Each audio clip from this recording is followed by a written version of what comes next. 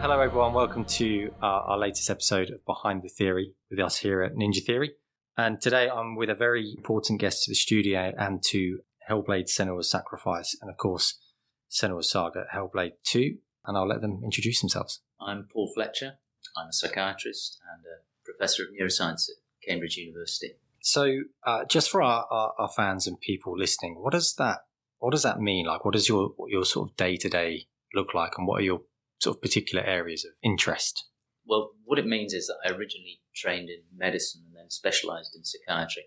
My original plan had been to do full-time clinical work. I was in North London, working around Tottenham and Haringey, quite deprived areas. And somehow, as with many things in my career, I took either a wrong turn or a right turn. I ended up doing some research and found that went very well with my clinical work, and I found it a very satisfying way to be. And I ended up pursuing research and coming to Cambridge in about 2002.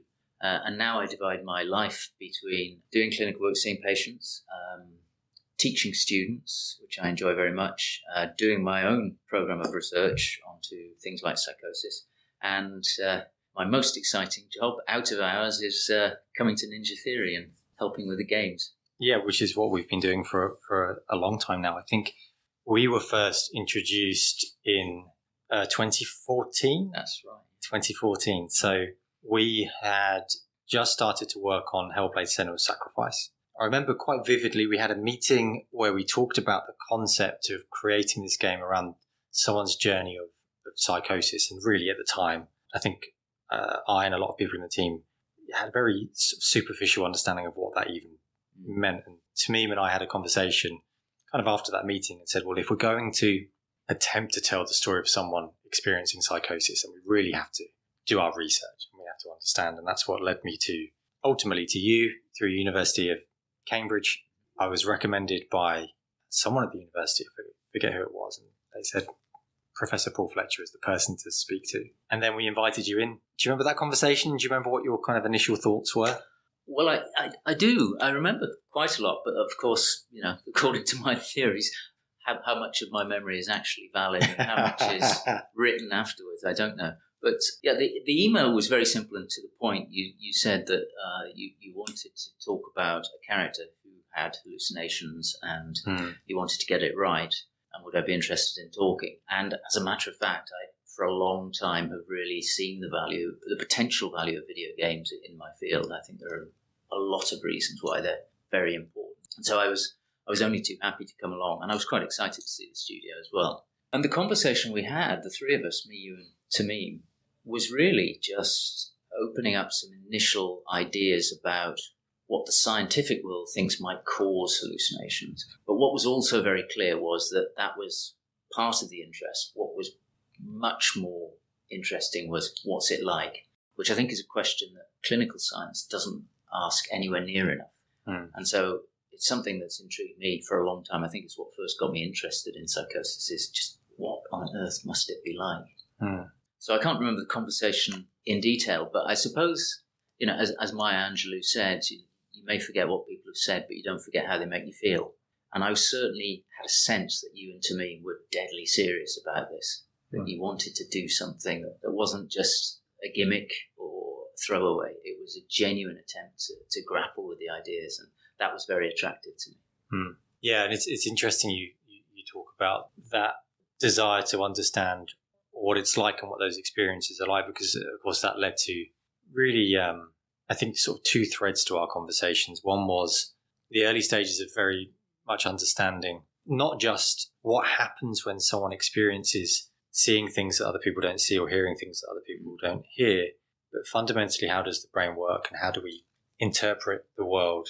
How do we understand the world around us, which was really eye-opening for me, not just in terms of working within the team, but certainly how I think about the world and how we as humans work. And then the other thread was really then working with those people with lived experience, particularly our friends at the Recovery College here in Cambridge, to understand what those experiences really like. And I think that was critical to us in delivering Senua's story. And when I get asked about these collaborations with academia for games, because I get asked quite a lot about it.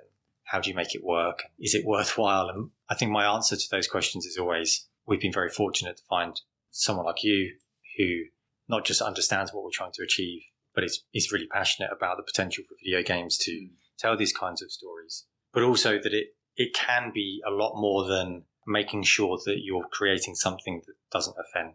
You're creating something that is taking such a rich area and bringing that to life through a character's story. So what that meant for us really was that this became a creative collaboration, I think, quite quickly. And that was the thing that was really of value to us on Hellblade: Senua's Sacrifice, and continues to be on Senua's Saga Hellblade 2. You are quoted a lot in our review meetings. Even this morning, we were talking about being triggered by things. And with looking at that concept in the game around how someone could be triggered by something, we're talking about, well, that can be quite tangential. Trauma could be triggered by something. It doesn't have to be something that's directly associated with an incident, but it could be something tangential that then leads the brain to that. But the point is that the work that we did together with you and with the Recovery College helped us to make sure that we could tell Senua's experiences in a very truthful way.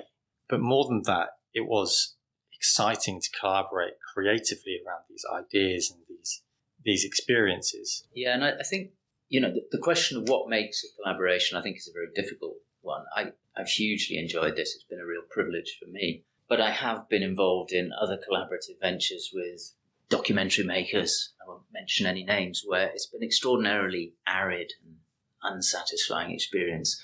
And I think what usually you can point to the things that stop it from working. And I think one is if you are there in your scientific or clinical capacity as somebody who essentially erects the border around what people can and can't say, what they can and can't do, as though you're there to essentially ratify that it's okay, it's past the checklist and they've done their duty.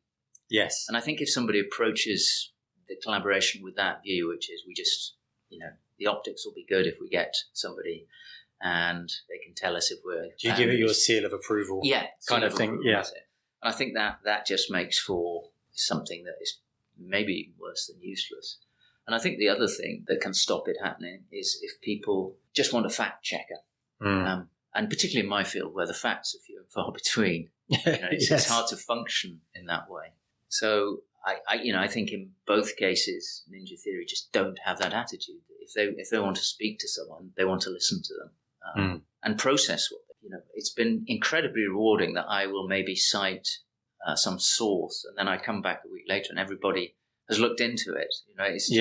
Or it's in the game. I mean, there's so many things in the game, in Hellblade: Senua's Sacrifice, and ideas and concepts that have come directly from you or from the people with lived experience that we've spoken to that have translated into something. Yeah, and I think, obviously, it would be arrogant of me to expect that everything I say should be treated as biblical truth, but it's enormously rewarding, whether people use it or not, just to know that they've thought about it.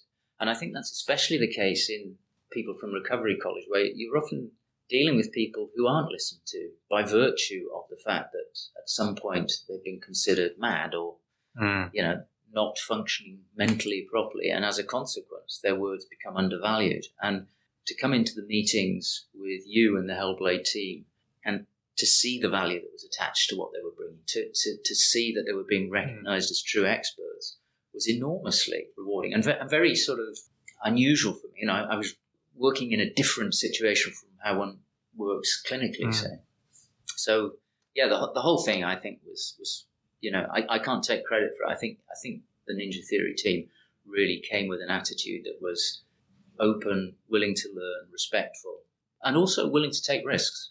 It doesn't take much imagination to remain inoffensive and to produce something that is not going to cause anyone to be the least bit alarmed. But that's not what representing something like psychosis is about. It's about actually presenting a very disturbing, distressing experience. And I think if you're over concerned with remaining inoffensive, you will be imprecise and bland. Yes. Yeah, I think we did take those risks. And I think as we worked together on Hellblade 1, it became apparent that there was no blueprint of these experiences. There's certainly themes that you could pick up between people's experiences, but everyone we spoke to, and we spoke to a range of different people, and different types of experiences. All of their experiences were really unique to them. So I think it was important for us to recognize that and recognize that it would be impossible to present some kind of blueprint for what experiencing psychosis could be like. I mean, even the term psychosis, we had debate about whether that's even the right term to use. Is psychosis too much of a clinical definition for these experiences? We spoke to some people that said, well, I wouldn't call it psychosis. I would call it an unshared reality. Yeah. Some people would call it an illness. Some people would say they're suffering from these experiences. Other people would say, no, this is just my life. And although it's a different one to your experience, it doesn't mean it's any less valid. Yeah. And I mean, just to emphasize that, I think, in dealing with it, you were stumbling onto a battleground where a war is perpetually being raged between people who want to think about medical models around psychiatric illness versus people who totally reject that and feel that it's overbearing and tyrannical. And, that's a hard place to be picking your way through. And I think there was a risk that there would be people who would be horrified at merely using the term psychosis. Yes. But ultimately, I think what showed through is that if you approach it with respect and compassion, that's really what matters. The terminologies will change and we're all entitled to have different opinions about things. But if ultimately you care about the condition and the people, it's enough. Yes. When we released the game, we were quite prepared for there to be concern, because when you're creating a game like that, like you say, there is an element of risk there. You're telling a story that touches on difficult themes, and we were sort of prepared in ourselves to engage in those discussions with people that had concerns. But actually that never happened. Like, it happened in pockets, I think, through development, because we were open in talking about it. But actually, some of those people that reached out and said, I'm concerned about you telling the story of someone experiencing psychosis. It's something I've been through or my family's been through, and I don't think you should be doing this in a video game. Our technique was actually our approach was to talk to those people, to try and understand. And actually, some of those people turned into our greatest supporters and sort of evangelists for what we were doing. And I think you're right, when the game was released, we were prepared for that, a wave of concern. But it never came, because I hope through our communication on what we did in the game, it was clear that we did have the right intentions. We'd taken the time and the effort to try and understand the subject and to present it, I hope, in a way that it came across as, we're not experts on this, but we think it's the right thing for us to do, to not shy away from telling this story. Yeah. No, I can see that it took courage. And I remember, actually, I think it was you or to me who said, well into the process, just almost a throwaway remark, we said, well, if this breaks even, we'll be happy. Yes. And I thought, okay, fine. I don't know the business, but obviously I could see that this would be a niche game or a niche subject, and perhaps a risky one, and perhaps one that people would actively avoid. But it wasn't about getting it right, really, because there is no right. And I think any scientist who came to you with an armful of facts would probably have been misleading. I think all we can talk about are approximations and identify where the uncertainty is, and then learn from people with experience. And that all was crucially important. But I suppose over and above all that was the character of Senua, who was a hero. And I do think that counts for an awful lot. An attractive hero, somebody who you could really empathize with, betokens a real respect, because so often mental illness is trivialized, and that people are seen as two-dimensional characters who display symptoms, when the reality is they are battling daily with distress, uncertainty, fear. That's really interesting. Oddly, I'd never really thought about it in that way as Senua. We're very fortunate to have a lot of people that have told us just how deeply they care about Senua and how they can relate to Senua. And someone said to me once, they feel like Senua is the only person that understands them because they could relate to those experiences. But I suppose I'd not really thought too much before about the success that Senua has sort of forged for herself as a hero, and we explore that further in the second game. But I suppose some of our players have looked at Senua as someone who forge on through those experiences, and in Hellblade: Senua's Sacrifice, come to some sense of understanding. Yeah, one thing, I've been working on psychosis or unshared realities for quite a lot of years, and people talk to you about their symptoms, the visions they see, the voices they hear, the very unpleasant, distressing beliefs they may have. But sometimes what's head and shoulders above that in terms of suffering is the isolation that they feel because they are so stigmatized. You know, if you have an unshared reality, by definition, your world is not shared with the people around you who could help you through it. And it's a very isolating, invisible distress that makes people shy away. I think it's very natural for all of us to have an initial instinct to shy away from somebody who doesn't experience the world as we do. Clearly something that, you know, we have to work at overcoming. But what was very striking to me about Senna was she was completely comprehensible as a character that you could identify with. You know, you could see the horrible situation she was in, the fear that she felt, the distress, and also her willingness to sort of get up and continue. And I think if you establish that sort of contact with a player, you're picking away at the stigma and starting, you know, it no longer means the same. Yes. Yeah, I often think with Hellblade and with Senua that everything that she does makes complete sense as to what she's doing. If you were on the other side of the street watching Senua with none of the context that you get being on that journey with her, what she is doing would look unusual, would look very different. And I like to think that for some people, it's given them that understanding that that person that you might see on the other side of the street that is maybe acting differently, maybe is, you know, obviously distressed. Maybe for some people that will help them to understand, well, they're experiencing a reality that I am not.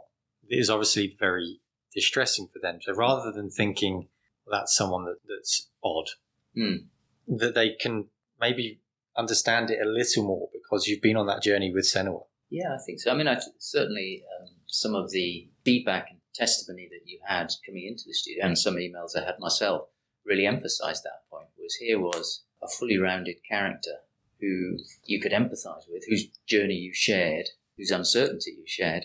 That just sort of obliterated the barriers between you and her.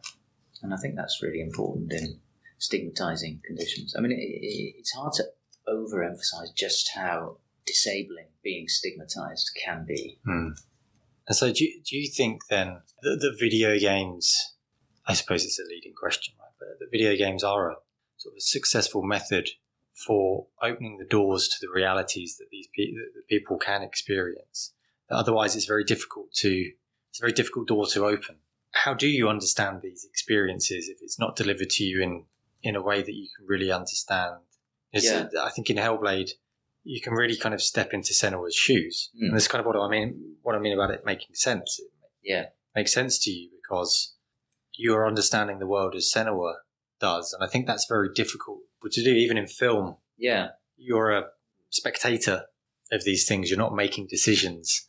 Whereas in a game, you have the opportunity to make decisions as another character based on the information that is presented to you. Crucial. I mean, I do think that a skilled filmmaker can represent a psychosis in a very compelling, interesting way that will make you want to talk about it and think about it. But the active participation, you know, essentially assuming that the role of that person, of Senua in this case, takes you just that little bit further, or potentially a long way further. Which is one of the things that I think is so fascinating about games is the active participation in them is just a big addition. You know, we talked about this during the making, but central to the things that really interest me in my research are the idea that our brains are locked inside our skulls. They have very little information coming in from the outside, or they have lots of information, but it's all ambiguous and noisy, and they have to somehow turn these binarized neural impulses into a vivid picture of the world outside. And that's a lot of that is about inference and guessing and trying things out, acting, seeing what happens. And that's precisely what happens when you get parachuted into a video game. You've got the controls in your hand. Okay, which direction do I go? What do I try? What are the things that are going to help me to get to the next stage? And I think the very fact that you're doing that in the game and that is actually what the brain is doing all the time, and that is what is changing in psychosis, brings it all together into a really sort of comprehensive experience. It's really the opportunity to step outside of the real world into a new world with a different rule set. Because I remember talking about that, and we experimented with playing with people's prior knowledge, even in games. Yeah. So people's expectation in games is what you're told is the truth. It's one of those expectations. So we experimented with things like having a door that's closed and locked for Senua, and you had to go off and do some kind of puzzle in order to unlock that door. But actually, if you went up to that door and just pressed the button, it would have opened anyway. Yeah. It didn't make it into the final game, but we experimented with ideas like that. That kind of idea of your prior expectations of the world and also of previous video games. Well, all of these video games that I've played, if it says the door's locked, then there's no point in me trying it because it's going to be locked. And we kind of thought about experimenting or thought about ideas around how can we subvert those expectations, because I think as soon as you start to do that, then it introduces that doubt around sort of a well-ingrained expectation of the world as well, even within sort of the microcosm of a video game. Yeah. People don't expect video games to lie to them. Yeah, exactly. Yeah. And I guess the risk is that if you challenge it too much, then they just think, well, all bets are off. This is just a random scenario. And people will disengage from that sort of thing. Yes. The challenge is to, subtly play with their prior expectations and subtly subvert them.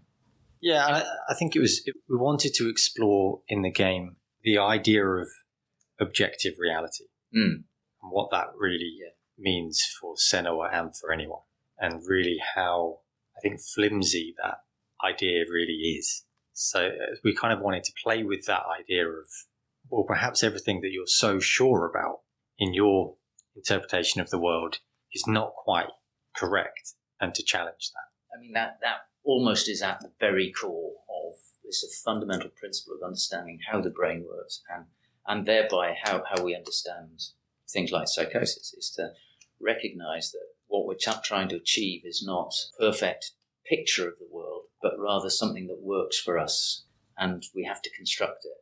We simply do not have the apparatus that lays it out before us. We have to fabricate it in our mind. I think it was Bertrand Russell said, we're not really seeking knowledge, we're seeking certainty. I often think that all of our psychological energy that we expend is about minimizing our uncertainty, because that's just a deeply unpleasant experience, uncertainty. Yeah, that's something that you and I have talked about that's really stuck with me, is that concept that your brain has that one job of surviving, and it doesn't like uncertainty. That's scary to us as humans. So we like to try and anchor ourselves to certainty. Sometimes we're so determined to find certainty that we will go and hunt it down. So one of the things that Senua experiences that was really informed by our conversations and also formed with people with lived experience is the concept of Senua identifying and finding patterns in the world that other people don't, and meaning in the world and salience in the world that other people don't, which really came from our conversations, but also conversations with people who lived their daily lives. I remember them saying, someone in particular saying that they live their life like a never-ending puzzle. Yeah. There's a big mystery and puzzle in my life that I need to try and solve. And every interaction, there's some significance there around this puzzle. And I think the same is true for Senua. I think by the end of the game, she does find, or there is a realization for her that there is a certainty there. It was one that she was not prepared to accept. She was trying to pin certainty on something else. Yeah. And try and find that certainty. And then the salience of occurrences in the world around her were that much greater, because to her it was all leading into a place of certainty. Yeah. And I suppose people might push back on the idea and say, well, actually I like my games to be, my entertainment to be full of uncertainty. I don't want everything that's totally predictable. But I think that the reality is people like a sort of managed uncertainty because they love the feeling of its resolution when they realize what's happening. Things like puzzles, films, detective stories, they thrive on both creating an uncertainty, but at the same time sort of meta knowledge that it will be resolved and its resolution will be deeply rewarding.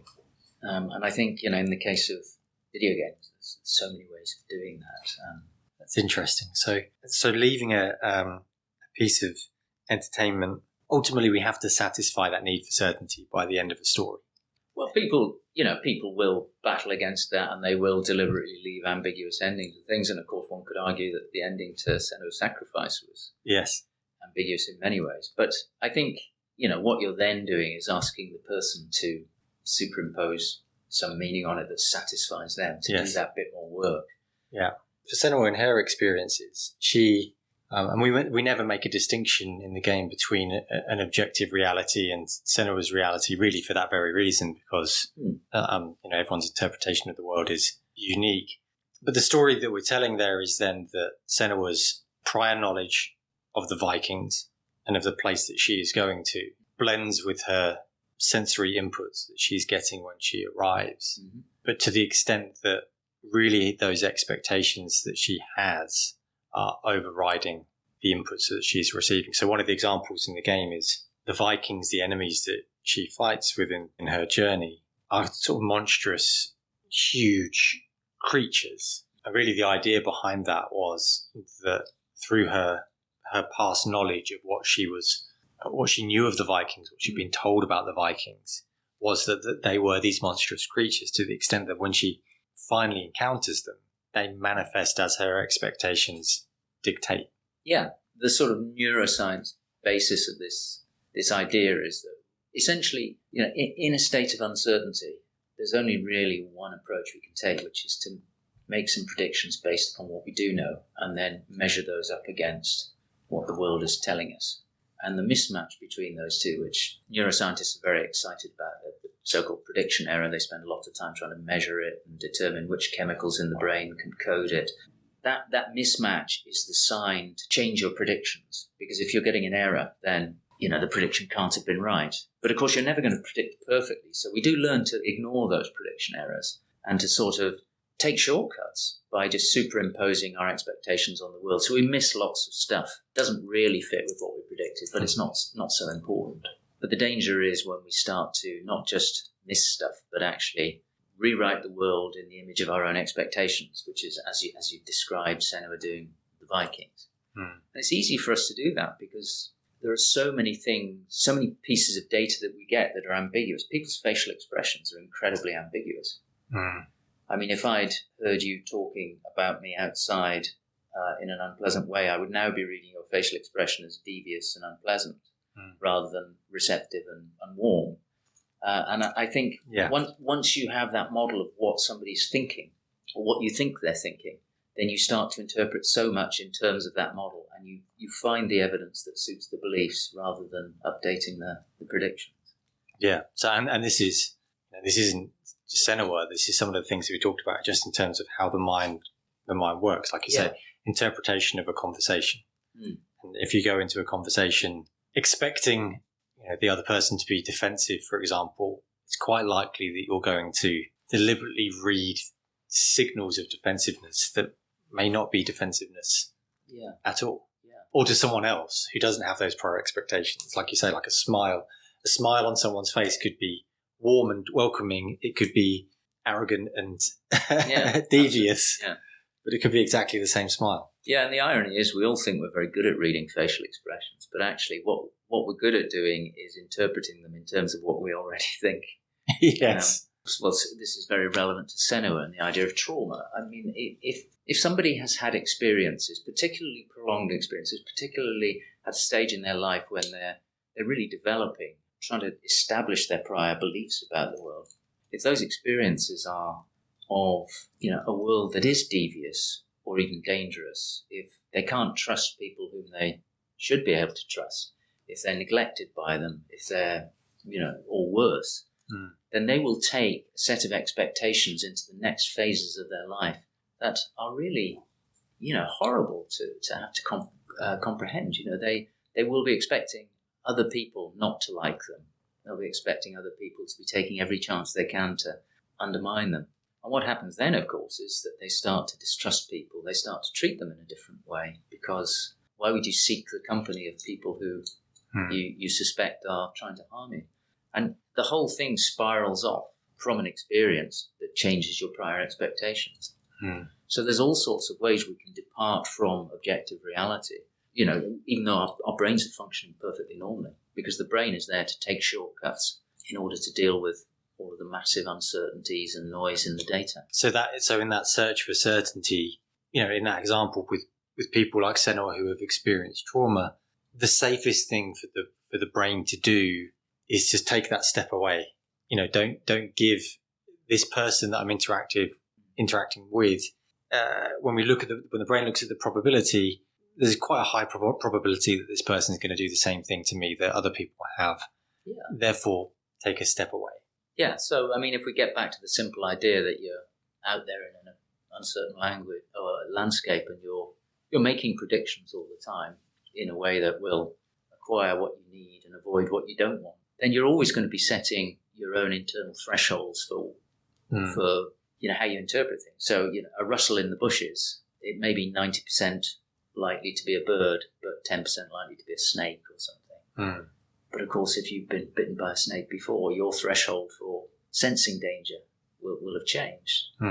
Similarly, it's a bit like on the battlefield. It's very, very sensible to be extremely alert for danger. And there are reports that, certainly in friendly fire incidents, that the person who has done the firing has almost hallucinated that the enemy rather than somebody on their side, because they're at such a pitch of self-preservation that, they interpret things, they predict things differently. So that kind of journey from being vigilant, let's say, and interpreting things differently to things actually manifesting. So in that example, or the example that I talk to my children about, or have done in the past, is a fear of the dark. Yeah. And seeing an object in the dark that is objectively a piece of clothing hanging up, but in the dark it could take the silhouette of something that looks more ominous. Yeah. So then, am I right in saying that scenario that will appear could appear as a monster or some kind of threat, because there's that little bit of doubt in the mind, and actually the safest thing for us to do is to assume that it's the monster, because then we'll act in a way that will result in survival, rather than assume that it's clothing on a coat hanger, because just in case it is some kind of threat, I'm taking the right action. Yeah, if you do the sums on how long neural processing takes, if let's take the example of a hidden assailant or something that could be an assailant, the impulses have to travel from your retina to your visual cortex, so they then have to travel to the higher areas. You're talking about a quarter of a second, which is a long time if there's somebody waiting. They will have leapt out and given you a thump before you've even had a chance to say, there's an assailant. Of course, we have a faster area, a more direct area that goes straight to the emotional processing. You can get a stab of fear before you've actually visually processed. And that stab of fear is a motivation to move back. And that is essentially your brain taking over and doing the predicting. Yes. Let's run first, ask questions later. Yes, absolutely, yeah. But of course, that will be calibrated by the prior expectations you bring into that situation. So if you are of a naturally nervous disposition, or if you happen to have heard a window break as you go upstairs, then of course your threshold becomes ever more sensitive. Yes. If on the other hand there are plenty of people downstairs and you're feeling relaxed, or you've had a drink, then the threshold becomes, it's set at a different level. Yes. Or as an adult versus a child has an adult has that greater level of experience and can rationalize. Yeah. Well, I know that monsters don't exist. Yeah. Why would there be one in the room? I can rationalize that is a coat hanger with a dress on it. Yeah. To a child, they don't have that experience. They don't have that. So the child has a much wider hypothesis space. Yes. Yeah. There are so many possibilities that could. Yes. As I learned to my cost quite a few years ago when my daughters were young, they had some their cousins round, and I went upstairs to read the children a story. And of course, I was getting lots of points for being a good dad. And I had this latex horse's head which I don't know why I bought it. Of course you had a latex horse's head. Yeah. So I told the story in which somebody goes under a blanket and comes out and they've turned into a horse. And of course, you can guess how I acted this out. And I came out with this, what I thought was a very cute latex horse's head on my head.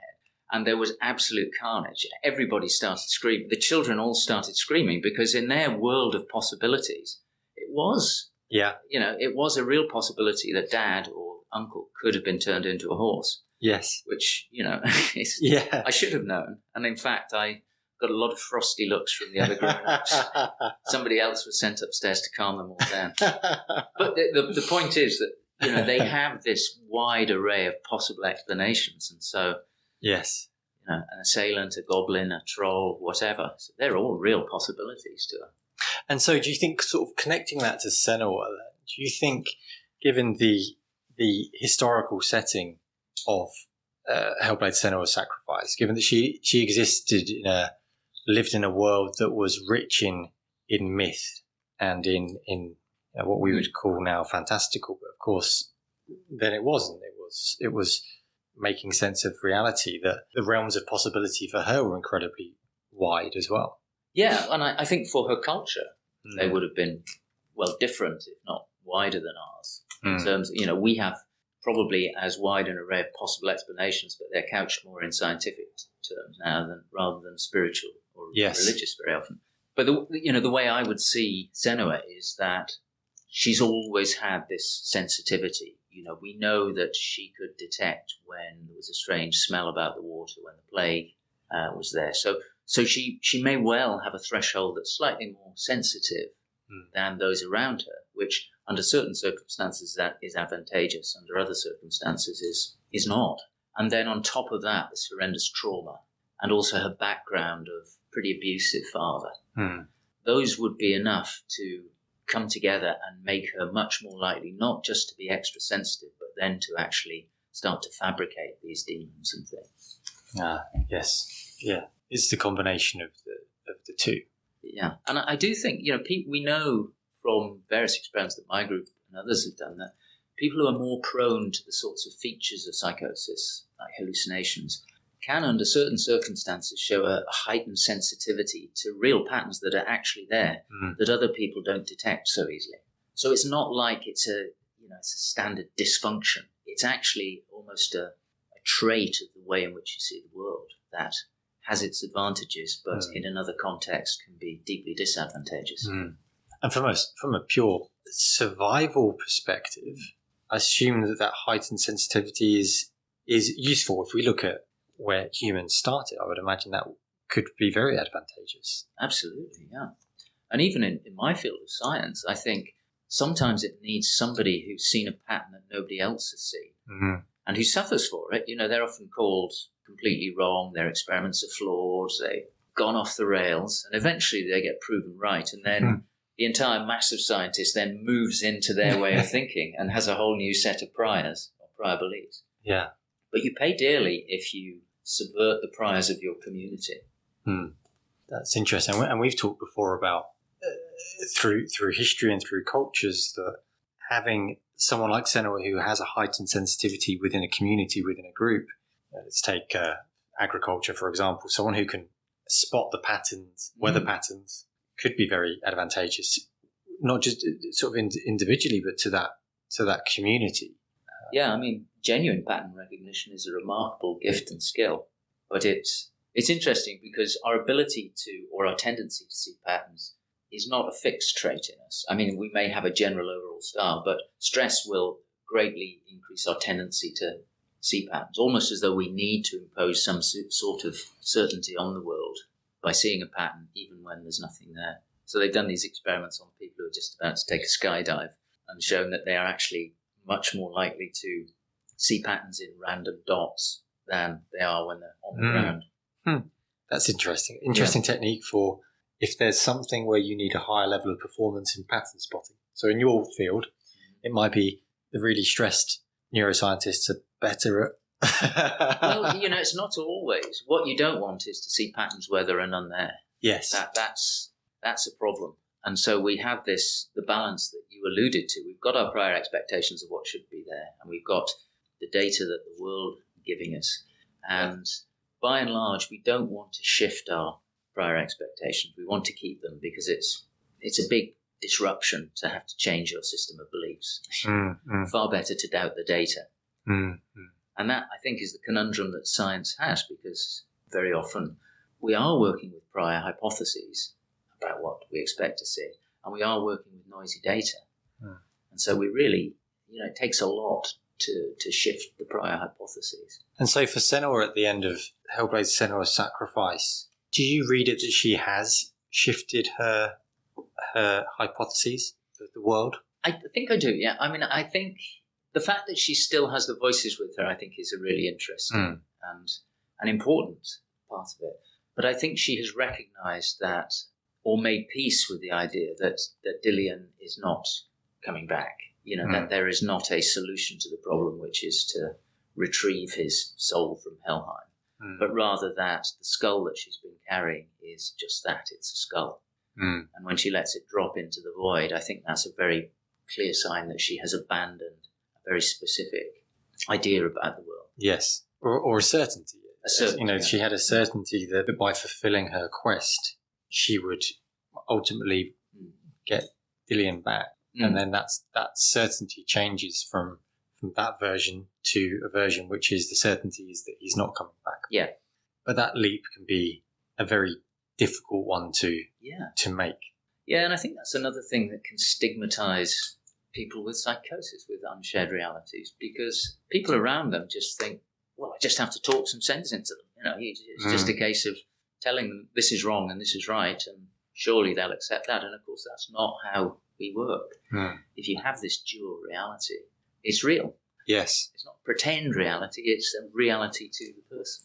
I think that's a really important point, and it's something, when we first started working on Hellblade and speaking with you and people from the Recovery College, it was one of the things that really struck me early on was that there isn't a sense of it being a pretend reality, like you say.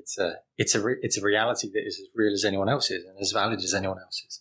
And I remember someone we spoke to, they'd been going through a kind of down a clinical route, and I think a clinician had said to them, but your voices aren't real. And she said, well, what good is that to me? Yeah, exactly.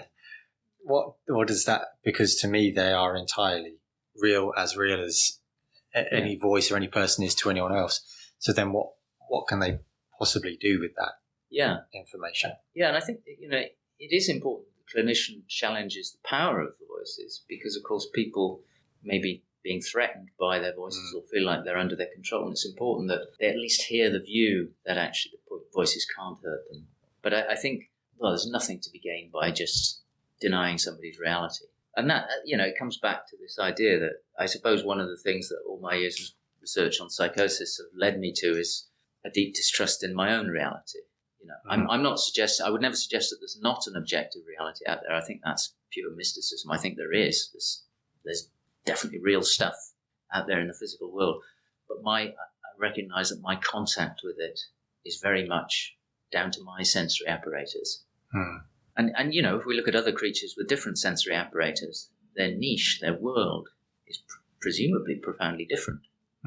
Which I think brings it back to what I hope is what has made Hellblade Senua's Sacrifice important to people, is that it has presented a very compelling alternative interpretation of the world to people that is different to their own, that has allowed them to, maybe in some cases take that away into the real world and understand, like you say, or to doubt just how steadfast their own interpretation of the world actually is. Yeah. And to be understanding of and open to other people's reality. Yeah, I think that's a nice way to put it. What we wouldn't suggest is that you should live your life without investing in your experience of reality, because that's all you've got. So you may as well work with it.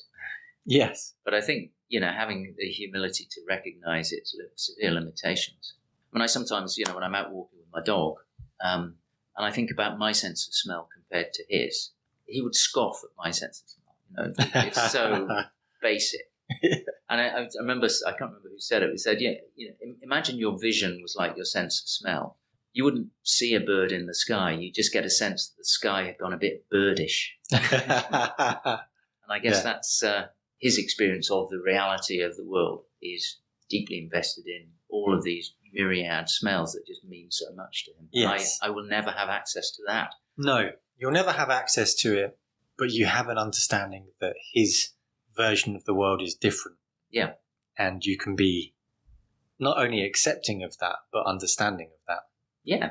I mean, I wouldn't feel any need to change his reality. No, no. He's causing no one any harm. Yeah. And I suppose that's kind of at the heart of stigma around experiences of psychosis.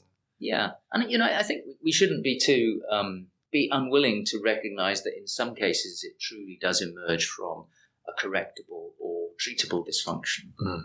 I think we should validate people's reality, but also recognize that it would be neglectful and downright cruel if somebody is suffering because of that reality, not to help them change it. Yes. Yeah. And I think this is sometimes where people who are anti-psychiatry, in my view, get it wrong. I think it's all very well to question psychiatric theories and even question diagnostic labels and so forth. But one thing that you can't question is if somebody's suffering. And that's something that that has always, through our conversations, it's been clear from you, and is really focusing on the areas that are causing stress, that are causing the problems. Yeah. We have to be brutally honest that psychiatric treatments for psychosis, the medications are unpleasant. Many people don't want to take them, and they don't want to take them long term. And I completely respect that. They're horrible in many ways.